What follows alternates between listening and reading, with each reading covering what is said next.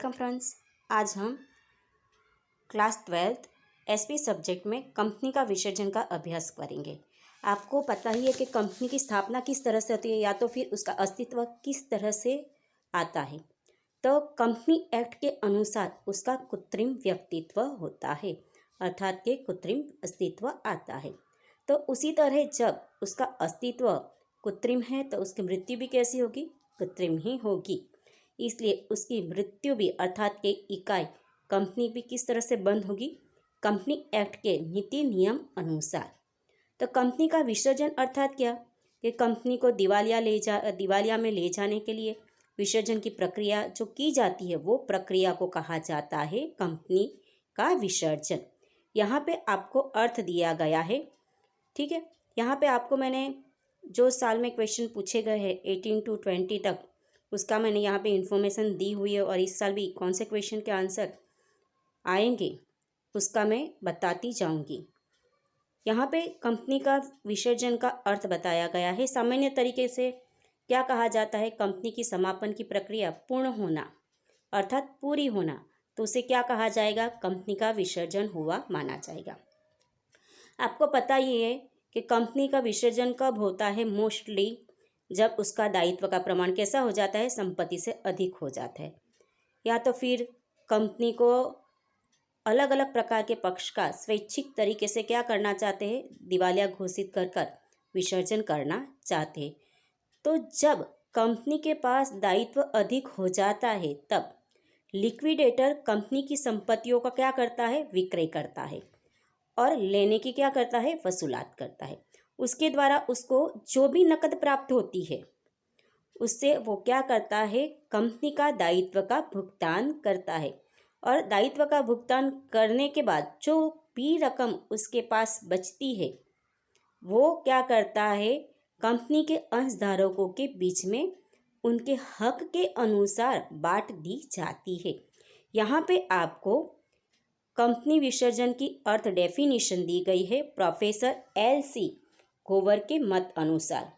उनके मत अनुसार डेफिनेशन क्या है? देखिए, कंपनी का समापन में ले जाने की एक प्रक्रिया है जिसके द्वारा उसके अस्तित्व का क्या आता है? अंत आता है, और उसकी संपत्ति का प्रबंध कंपनी के लेनदार और सदस्यों के हित के लिए किया जाता है। इसका अर्थ क्या होता है? कैसी एक प्रक्रिया है? कंपनी की समापन में अर्थात के बंद करने की एक प्रक्रिया है। इसके द्वारा क्या होता है? कंपनी का अस्तित्व का अंत आता है। प्रबंध अर्थात क्या होता है? व्यवस्था। लेनदार और सदस्यों के हित में इस तरह से संपत्तियों की क्या की जाती है? निकाल किया जाता है जिससे लेनदार और सदस्यों का हित की क्या हो सके? सुरक्षा हो जाए। तो उसे क्या कहा जाता है? कंपनी का विसर्जन। कंपनी विसर्जन के लिए जाने के प्रकार, कंपनी किस तरह से दिवालिया घोषित की जाती है, किस प्रकार से उसका विसर्जन होता है, तो यहाँ पे उसकी बात बताई गई है। सबसे पहले तो दिवालिया की प्रक्रिया में से कंपनी को क्या होना पड़ता है? गुजरना पड़ता है। और वो कंपनी की कब होती है? जब कंपनी की आर्थिक परिस्थिति खराब होती है, दायित्व चुकाने में कैसी हो जाती है? असक्षम हो जाती है। ऐसे समय में कंपनी का विसर्जन किया जाता है। तो यहाँ पे दो प्रकार से उसका विसर्जन होता है, एक न्यायालय और ट्रिब्यूनल के द्वारा, और दूसरा है स्वैच्छिक तरीके से, ठीक है। तो यहाँ पे सबसे पहले क्वेश्चन आता है आपका, अदालत अथवा तो ट्रिब्यूनल के द्वारा अनिवार्य विसर्जन। अनिवार्य अर्थात क्या होता है? कंपलसरी। क्या होता है? कंपलसरी, ठीक है। तो यहाँ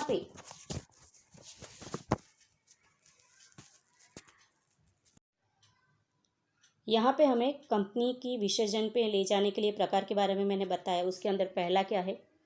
अदालत ऑब्लिक ट्रिब्यूनल के द्वारा अनिवार्य विसर्जन। तो यहाँ पे ये क्वेश्चन पूछा गया थे 2020 में, डी सेक्शन में क्वेश्चन पूछा गया है। उसी तरह से यहाँ पे ये क्वेश्चन कितने मार्च 19 में सी सेक्शन के अंदर ये क्वेश्चन पूछा गया है। कौन से सेक्शन में? सी सेक्शन में। तो ये क्वेश्चन हमारे लिए कैसा है? इम्पोर्टेंट है। उससे पहले हम उसकी डेफिनेशन देख लेते हैं। डेफिनेशन एकदम ईजी है, सरल है। ट्रिब्यूनल के द्वारा किए गए आदेश, ट्रिब्यूनल अर्थात अदालत, ठीक है, अदालत भी लिख सकते। द्वारा दिए गए आदेश से कंपनी को दिवालिया की प्रक्रिया में ले आ जाए तो उसे क्या कहा जाएगा? ट्रिब्यूनल द्वारा अनिवार्य विसर्जन। अभी यहाँ पे हमें अलग अलग संजोगों में किस तरह से कंपलसरी तरीके से हमें क्या करना पड़ेगा? कंपनी का वाइंड अप करना पड़ेगा, अर्थात कि क्या करना पड़ेगा? विसर्जन। ऐसे कौन से संजोग है वो यहाँ पे बताया गया है। पहला है कंपनी की ऋण चुकाने में असमर्थ हो। जब कंपनी पर दायित्व अथवा तो ऋण कैसा हो गया? अधिक हो गया और वो चुकाने में, भुगतान करने में कैसी हो जाती है? असमर्थ होती है। अदालत तब कंपनी को दिवालिया में ले जाने के लिए क्या कर सकती है? आदेश दे सकती है। लेकिन कंपनी की आर्थिक परिस्थिति कैसी है? कमजोर है, परंतु किसी प्रकार का दायित्व नहीं है, किसी प्रकार का ऋण भी नहीं है, तो वो समय में अदालत आदेश नहीं दे सकती है। पर कब दे सकती है? जब वो अपना दायित्व का भुगतान करने में असमर्थ रहेगी, तभी वो क्या करेगी? अदालत में आदेश दे सकती है। दूसरा टॉपिक है विशेष ठराव के द्वारा। यहाँ पे अलग अलग तरीके से क्या किया जाता है? ठराव पारित किया जाता है, लेकिन मोस्टली किसके द्वारा होता है? कंपनी के सदस्यों के द्वारा, अर्थात के अंशधारकों के द्वारा। यहाँ पे कंपनी के सदस्यों के द्वारा सामान्य सभा में क्या किया जाता है? विशेष ठराव पारित किया जाता है कि कंपनी को क्या करना है? दिवालिया में लेके जाना है। और कंपनी को दिवालिया ले जाने के लिए अदालत में क्या करनी पड़ेगी? आवेदन करना पड़ेगा। और आवेदन करने की सत्ता किसको दी जाती है? संचालकों को दी जाती है। और अदालत को योग्य लगे तो कंपनी को क्या करेगी? दिवालिया घोषित करने के लिए आदेश कर सकती है। लेकिन यहाँ पे क्या होना चाहिए? वो सामान्य सभा में विशेष ठराव पारित होना जरूरी है तभी। नेक्स्ट है कंपनी की प्राथमिक सभा और रिपोर्ट। कंपनी एक्ट के अनुसार हर एक कंपनी को अपनी प्राथमिक सभा बुलानी कंपलसरी है और उसका रिपोर्ट कंपनी रजिस्ट्रार को भेजना होता है। यदि कंपनी रजिस्ट्रार के पास उसने रिपोर्ट भेजने में क्या की है? गलती की है, तो कंपनी रजिस्ट्रार अथवा तो अंशधारी अदालत में क्या कर सकते हैं? आवेदन कर सकते हैं। लेकिन कंपनी रजिस्ट्रार को आवेदन करने से पहले केंद्र सरकार की क्या लेनी पड़ेगी? मंजूरी लेनी पड़ेगी। प्राथमिक सभा बुलानी होती है, उसकी अंतिम तारीख से 14 दिन के बाद अंशधारी और अंशदाता कंपनी को दिवालिया घोषित करने के लिए अदालत में क्या कर सकती है? आवेदन कर सकती है। चौथा है समामेलन का पत्र। कंपनी को समामेलन का पत्र मिलने के बाद 1 वर्ष में उसको क्या करना पड़ता है? धंधा शुरू करना पड़ता है। यदि वो बंद रखे किसी कारण से और जांच करने पे कंपनी की गलती नज़र आए तो अदालत क्या कर सकती है? दिवालिया में ले जाने का आदेश कर सकती है। लेकिन जब कंपनी की भारत में और विदेश में दोनों जगह पे क्या है? कार्य कर रहा है, धंधा कर रहा है, तो भारत में बंद हो और विदेश में कैसी हो? चालू हो, तो उसको दिवालिया में लेके नहीं जा सकते। उसी तरह से कंपनी का फ्यूचर में शॉर्ट पीरियड में क्या होता है? कार्य करने की संभावना है, तो ऐसे समय में भी दिवालिया के लिए आदेश नहीं कर सकते हैं। आगे है सदस्य की संख्या। सार्वजनिक कंपनी में सदस्य की संख्या कितनी होती है? कम से कम 7 होनी जरूरी है। उसी तरह से निजी कंपनी में कितने होते हैं? 2। यदि उससे भी सदस्य की संख्या कैसी होती है? कम होती है, तो कंपनी को दिवालिया में लिया जा सकता है। यदि ये बात कंपनी के सदस्यों को पता है और 6 महीने तक वो कंपनी क्या करती है? अपना बिजनेस चालू रखती है, तो उसके कारण किसी भी प्रकार का दायित्व उपस्थित होता है, तो ऐसे समय में इसके लिए जिम्मेदार कौन रहेगा? प्रत्येक सदस्य। क्यों? क्योंकि उनको पता था कि मिनिमम जो सदस्य की संख्या होनी चाहिए उतनी नहीं है। मतलब कौन जिम्मेदार बनेगा?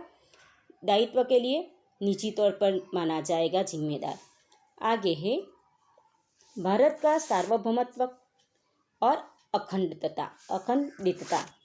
कंपनी के एक्ट के अनुसार विरुद्ध, भारत के नीति नियम के अनुसार विरुद्ध हित के विरुद्ध कार्य किया गया हो, राज्य के विरुद्ध कार्य किया गया, उसी तरह से विदेशी राज्यों के साथ जो संबंध होते हैं उसको नुकसान करे, इस तरीके का कार्य किया होता है तो अदालत क्या कर सकती है, कंपनी को दिवालिया में ले जाने की आदेश करती है। यहाँ पे आगे का टॉपिक जो हमारा है वो कैसा है, बहुत इम्पोर्टेंट है। ये क्वेश्चन पूछा गया था 19 में, एक मार्च में पूछा गया था और एक अक्टूबर सितंबर की जो एग्ज़ाम आती है उसमें पूछा गया था सेक्शन डी में, और 20 में भी पूछा गया था सेक्शन डी में, 20 में भी पूछा गया। ठीक है, मतलब कि ये क्वेश्चन हमारे लिए कैसा है, बहुत इंपॉर्टेंट है, आने की 100% ये संभावना है। यहाँ पे पहला पॉइंट है, योग्य और न्यायिक कारणों के आधार पर कंपनी को क्या किया जाता है, दिवालिया में अदालत लेके जा सकती है। तो उसके कौन कौन से आधार है, कारण है, वो देखते हैं।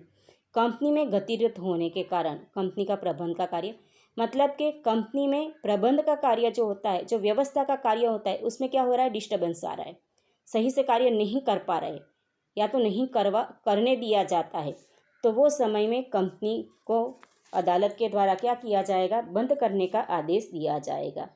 आगे है मुख्य उद्देश्य हटना। आपको पता ही है कि आवेदन पत्र में कंपनी का क्या बताया जाता है, उद्देश्य बताया जाता है। यदि वो उद्देश्य के अनुसार कार्य नहीं हुआ, उसके विरुद्ध कार्य हुआ, तो या तो उसके हट के कार्य हुआ, तो क्या होगा, वो अदालत उसको क्या करेगी, दिवालिया घोषित करने की प्रक्रिया करेगी।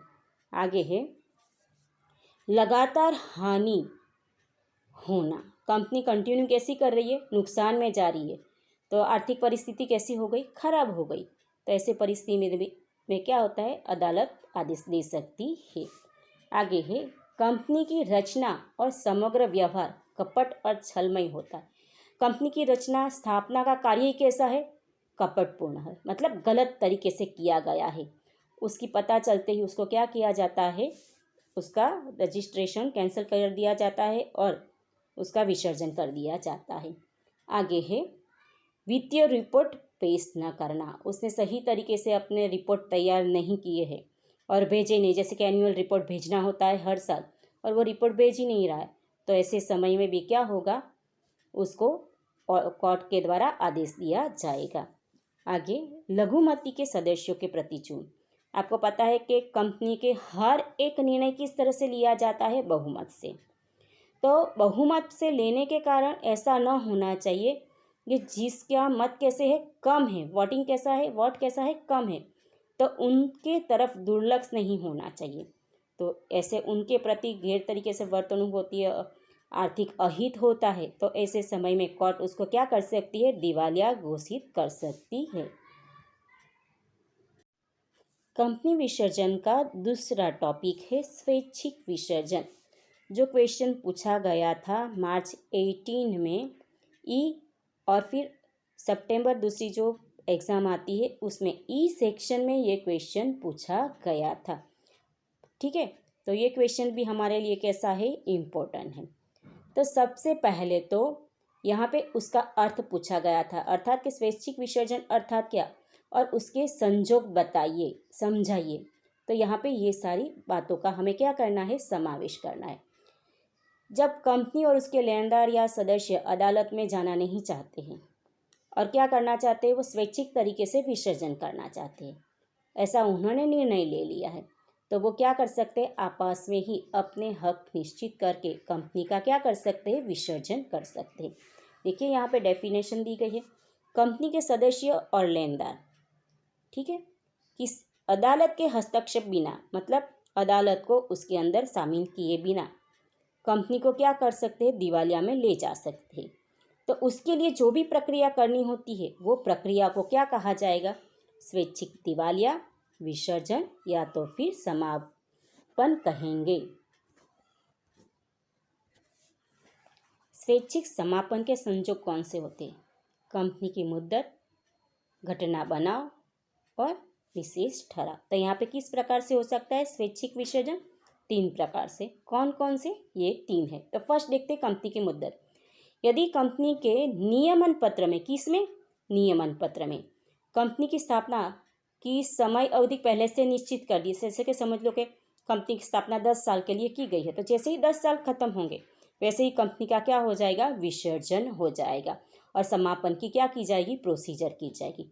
लेकिन कैसे, तो सामान्य सभा में सामान्य ठराव पारित कर कर, विशिष्ट ठराव नहीं, लेकिन कैसा, सामान्य ठराव। ठीक है, विशिष्ट ठराव कहाँ पे किस में पारित किया जाता है, वो अदालत के द्वारा जब क्या किया जाता है, विसर्जन किया जाता है तब। आगे नेक्स्ट, घटना या बनाव।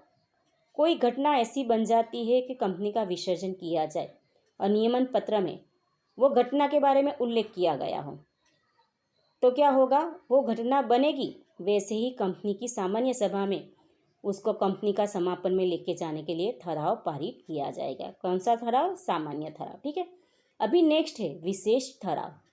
कंपनी की आर्थिक स्थिति कैसी है, अच्छी है, लेनदारों को चुकाने में भी सक्षम है। अभी अच्छी आर्थिक स्थिति है तो लेनदारों का ऋण भी वो कैसे कर सकती है, चुका सकती है। लेकिन किसी कारण से वो क्या करती है, सामान्य सभा में विशेष ठराव पारित करती है और कंपनी को समापन में ले जा सकती है। तो यहाँ पे हमारा ये साल का जो ये चैप्टर में सिलेबस था वो कैसा हुआ, फिनिश हो रहा है। तो आप देख सकते हो कि यहाँ पे कैसे 3 प्रकार से दूसरा टॉपिक जो है वो हम क्लियर कर लेते हैं। जो लास्ट टॉपिक है आपका, लेनदार के द्वारा स्वैच्छिक विसर्जन। तो यहाँ पे हमें इसके लिए सिर्फ अर्थ ही देखना है। तो देखिए इसका अर्थ क्या है, कंपनी अपने दायित्व चुकाने में जब असमर्थ हो और दिवालिया की स्थिति में हो, अर्थात संचालकों के द्वारा शोधन क्षमता की घोषणा नहीं बनाई हो, तब लेनदार कंपनी को क्या कर सकता है, समापन में ले जाने के लिए निश्चित करते हो। और लेनदार उसे क्या कहा जाता है, लेनदार के द्वारा स्वैच्छिक समापन कहा जाता है। यदि आपको ये वीडियो पसंद आई